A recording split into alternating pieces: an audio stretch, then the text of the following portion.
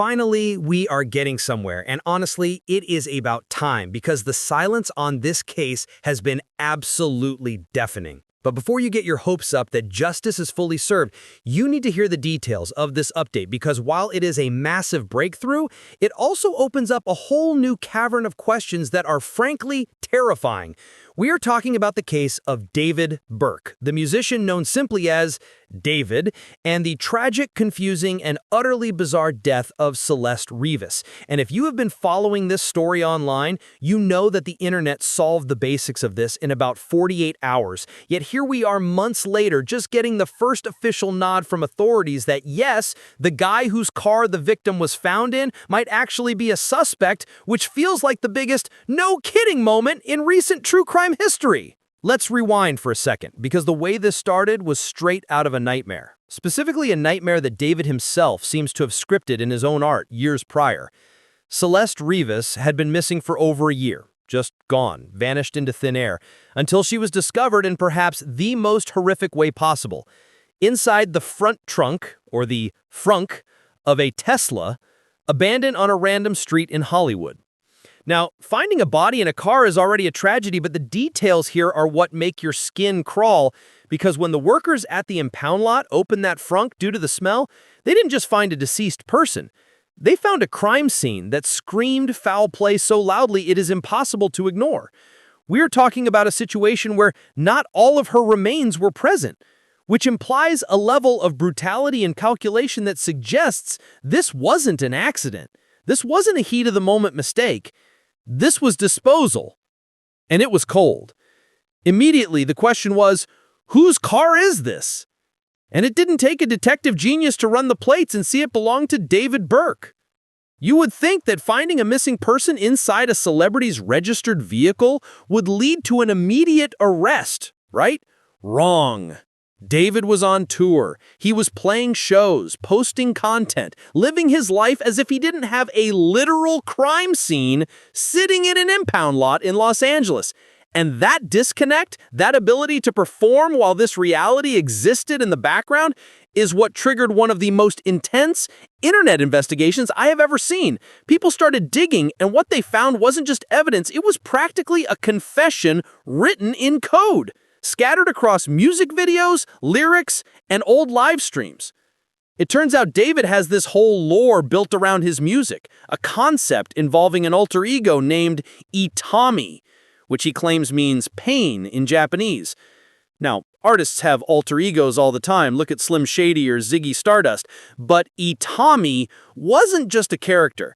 He was described by David as a chaotic, evil version of himself, a villain who commits crimes that David the detective has to solve. Sort of a Fight Club dynamic, but with way darker undertones. He even built a fictional cult around this Itami character, and in his music video for One More Dance, you literally see cult members driving around with a body in a trunk, preparing to bury it. I want you to pause and really process that. He made a video about hiding a body in a trunk, and then the woman he was allegedly involved with is found in the trunk of his car. That is not a coincidence. That is a blueprint. And it makes you wonder if he was telling on himself the entire time, relying on the fact that people would just view it as edgy art rather than a grim reality. The internet, naturally, went absolutely feral over this, pointing out the tattoos Celeste and David shared, the photos of them together at parties, and the alleged Discord messages that hinted at a relationship that was, to put it mildly, extremely complicated and potentially toxic. But the most chilling aspect isn't just the art, it's the timeline and the power dynamic. Celeste was around 20 when she disappeared, and David is 5 years older, which doesn't sound like a huge gap on paper, but reports suggest they may have known each other since she was a child, possibly as young as 11 or 12, which immediately pivots this conversation from a mysterious death to a potential case of long-term grooming. There are clips resurfacing now of them streaming together where the vibe is just off. It's uncomfortable. There is a moment where he tells her to delete everything right after a stream ends, and you can hear the urgency in his voice. And in retrospect, that command feels heavy with implication. What did she need to delete? what was being hidden? It paints a picture of control, of a dynamic where one person holds all the cards and the other is just trying to navigate the game. But despite all of this, despite the card, the lyrics, the history, the police were silent.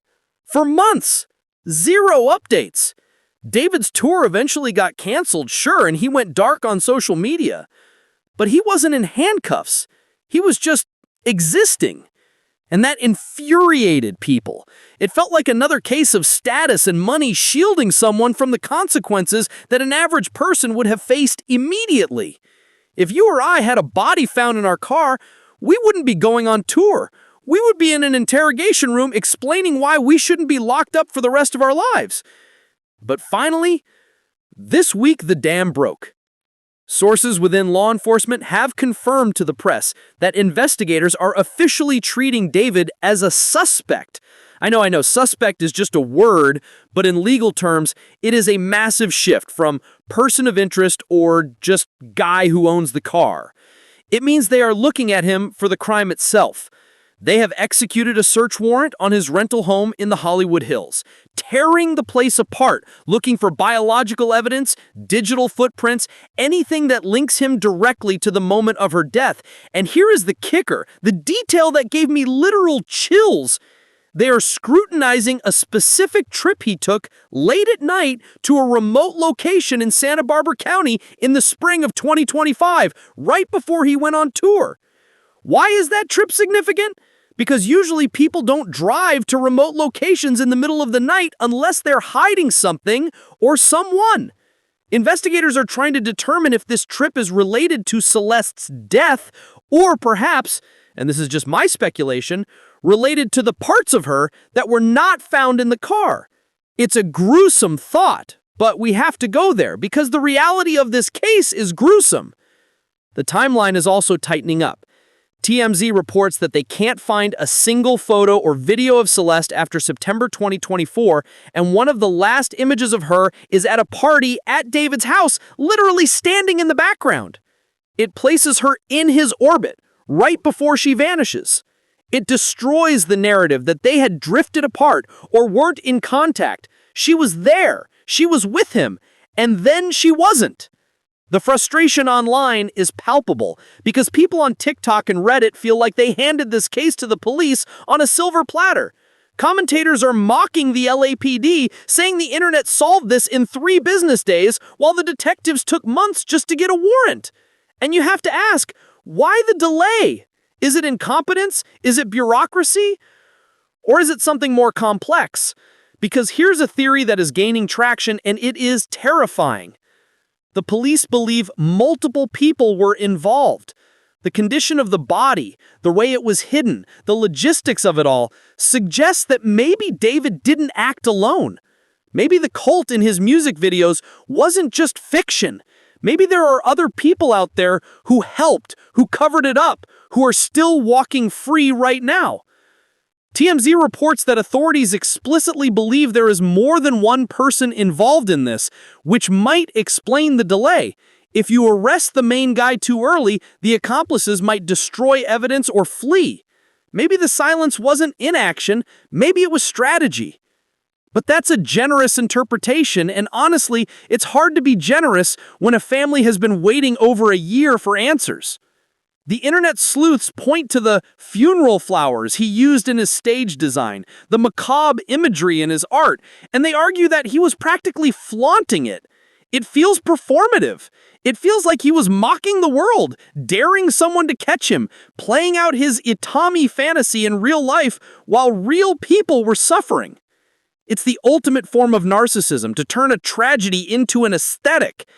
And yet, despite the search warrants, despite the suspect label, David Burke is not in custody.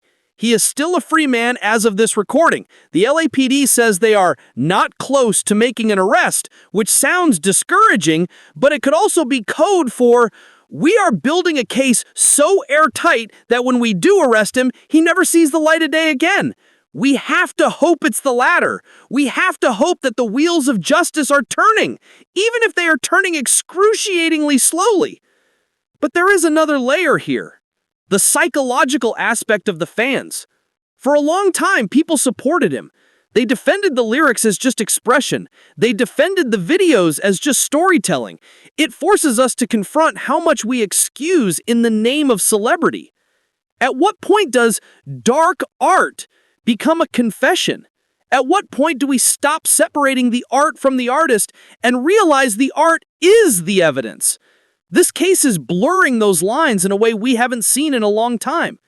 And think about the rental home search. Search warrants are not handed out like candy.